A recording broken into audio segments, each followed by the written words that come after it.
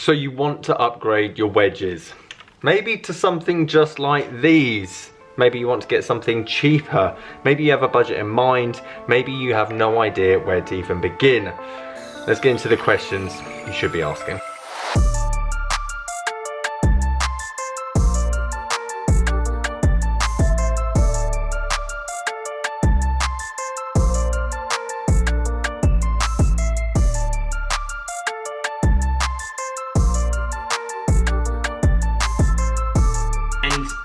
I know this isn't what you want to hear, but you guys don't practice your wedge game enough. Guys, how you doing? Welcome back to a brand new video. Simon here, and we're going to talk everything about wedges. Expensive wedges, cheap wedges, everything in between. It's a good time of year to be upgrading your clubs. Just as I'm telling the guys in the Payham account, link in bio, this time of year you're going to be able to pick up some great deals, and then come June, July, they're going to be worth so much money because we've seen a massive influx of golfers last year. I think that June, July, it's going to take up just as much. It's going to be one of the first sports they'll be allowed to play, I presume.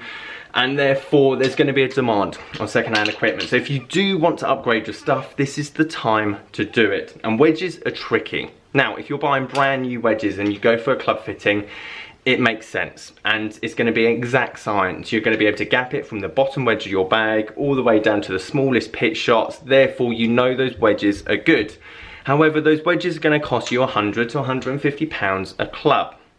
Therefore, if you're just starting this game, or you're a beginner or a high handicapper level, or potentially you start this game but you're hitting it nicely, how do you know what wedges should be in your bag? That's what I'm going to be answering today, and try and give you my best advice. It's not as exact as a club fit, but the beauty about second-hand clubs is that if you're not quite right or you're not quite happy, you'll probably be able to just sell the clubs for exactly what you got them for. So guys, here's a small selection of the wedges I currently own at the moment. A lot of these aren't being listed at the moment. As I said at the start of the video, this is the time of year to buy, not sell. It's like stocks. We're in the dip at the moment. Come April, June, it's going to rise a bit. Prices are definitely going to go up. So it's a good time of year to buy, not necessarily sell. Let's look at all these wedges. Let's see who they could be for. More importantly, Loft is your friend here. Lofting correctly, because Loft has the biggest impact in terms of distance without having to try shafts and bounce angles, you name it. We're talking rudimentals here. How do you make sure that you're gapping yourself nicely without ever actually hitting the wedge beforehand? So the all-important question is, where do we even begin? And you begin at the bottom end of your iron set. Pitching wedge, sand wedge, gap wedge, whatever it might be. You're then going to gap nicely into your wedge set. I recently picked up these JPX 919 forged irons. They look unbelievable, by the way, and they came with a set of T20 wedges. Therefore, on paper, these are gapped nicely. Pitching wedge, 46 degrees as their spec, 50-degree gap wedge, and then goes into 56, 60 then on. Now, this is what you can't just go, well, I've got a pitching wedge, therefore I'm going to go 50-degree. Because every pitching wedge in every set is going to be completely different, and also there's other elements. How fast do you swing the club? What kind of shot shape do you have?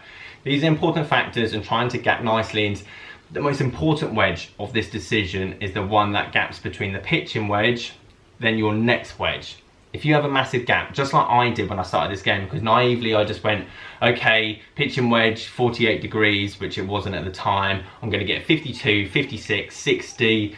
And forever, I'm trying to absolutely nut this 52-degree wedge when I started the game, and it always fell shy at like 80, 90 yards because I wasn't able to strike my wedges nicely. My pitching wedge, however, 120, 130 yards at times. Therefore, I almost had a 40-yard gap, and this might be a similar story that a lot of you guys have got at the moment.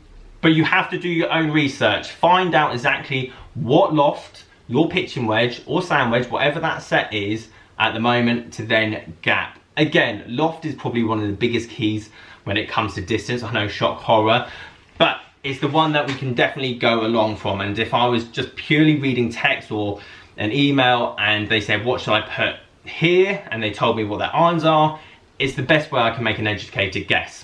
46 for the 919s. However, if your pitching wedge is a tailor-made M4, for example, that static is 43.5. Callaway Rogue, very strong.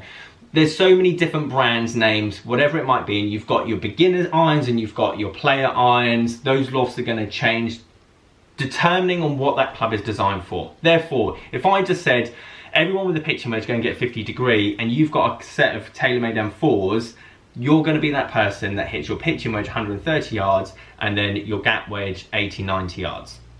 If you do have a set of tailor-made M4s, or potentially you're more of an older golfer, potentially you don't swing the club as far, i.e. if you hit your pitching wedge 100 yards at like maximum, just get the sand wedge in the set. I think that's going to be the easiest way to gap. Now there are going to be differences there. For example, if you're just starting the game, just getting used to it, you only hit your pitching wedge 90 yards, but you're 6'2" and you can bench 100 kilos and you're great at cricket and tennis, that's going to change quickly. Just stick with what you got, keep practicing playing, and then you're probably going to be in this kind of scenario. But as a rule of thumb, I would say if you're the slower swing player, go and get a sand wedge in the set with quite similar bounce to your beginner cavity back irons, and then have 2 wedges in the bag. So for example, if you have your sand wedge, which typically on these kind of cavity back irons is going to be 48 degrees, you would then go into a 52 degree wedge, and then you would go into 58 or 60.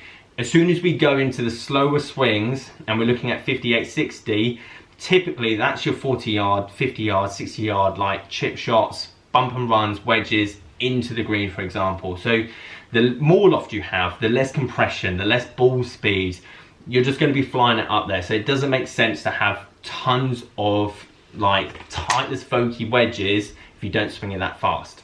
Okay, now we've talked loft, let's talk price range. Now I know we all want this one, but let's be honest, a lot of you could probably just do with this one. Cleveland's a great budget wedge when it comes down to it, and it's going to give you everything that you need. And I know this isn't what you want to hear, but you guys don't practice your wedge game enough. The guys that watch my channel for a very long time will know, and I sound like a broken record, you just don't get enough out of your wedges. You don't practice with your wedges enough. When you start this game, you practice driver, driver, driver, and irons, which makes sense because you want to get off the tee and you want to get around the green, and the rest of it is just like, oh, I duffed a chip and oh, I missed a putt. But it is the more important side, and none of you compress your wedges enough, or majority of you don't compress your wedges enough. It's just forward lean that you're just not used to, or you don't even implement, and it takes practice. So here's my advice. If, for example, I gave you 10 balls from 30 yards and you were able to get a good portion of those balls within, let's just say 6 foot of the flag, then okay, you're worthy of this. If you don't get 1 or 2 near the flag from 30 yards, this will more than suffice, and it's as rudimental as that. Just hone your skills. Honestly, practice is going to improve your spin rate, it's going to improve your touch, it's going to improve your flight, and everything that you need more than technology will. Because as soon as we start going into these lofts, I'm talking 50 degrees, 56 degrees, 60 degrees, you just unfortunately don't compress the ball enough, you don't generate enough spin, and you just hit these high floaty nothings. Whereas even if this didn't have grooves and was just polished metal, I could spin the ball more with this now than I could with this when I started the game.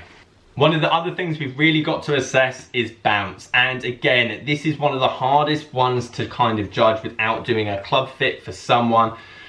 But I would say beginner, bounce is your friend. More, and again, to be honest, when I talk about the better player, a lot of you better players probably already know this because you've gone through trying and not trying and different wedges, etc. But a better player, less bounce. That is obviously excessive, but you'd struggle very much to get underneath the ball. So if you chip a lot, and you're in England, for example, and you keep going underneath the ball, it's your common shot, you just hit and it goes, oh, and it goes like 3 yards. You want a wedge with more bounce, and that's why potentially, as I said at the start, if you've got a pitching wedge in your set, like TaylorMade M4, just get the sand wedge for it, rather than going straight to a 48 or 50 degree wedge, because it's just gonna help you as you progress as a wedge player. This is obviously excessive, but it kind of gets the point across, and even using this, and I remember doing a video on this, it's a good training aid because it teaches you to slap the ground underneath the ball so it glides rather than digging into it and then chunking it, and as I say, leaving yourself 4 yards in front of yourself. So 2 questions from the guys from my Payham account. I put a video out earlier today just saying that I'm making this video, ask some questions to be featured. Craig says, hi Simon, how do you know which loft you will need if you've never been fitted with clubs? And again, I think I covered this mainly throughout this video. If you do go and get fitted for irons or drivers or whatever, highly recommend just asking to hit a few wedges and get an idea of how far exactly you hit those wedges. Everyone has an idea in their head. It's normally a lot further than it actually is. So my advice, if you do go for fitting, just ask to hit a few wedges as well. But if you haven't, hopefully Craig, I have covered that in this video. Less loft's your friend, I would say, especially if you're starting this game. I wish I put a 48-degree wedge like a Voucher in my bag a lot sooner than I did, and it would have saved me a lot of hassle. Tom put, hi Simon, have a number of wedges, I'm guessing this is. I played with a mix and match of wedges. Is it best to try and stick with the same type, or is it all about lofting and gapping? I would say stick with the same type and try and loft and gap those nicely as well. Loft, I would say, is king.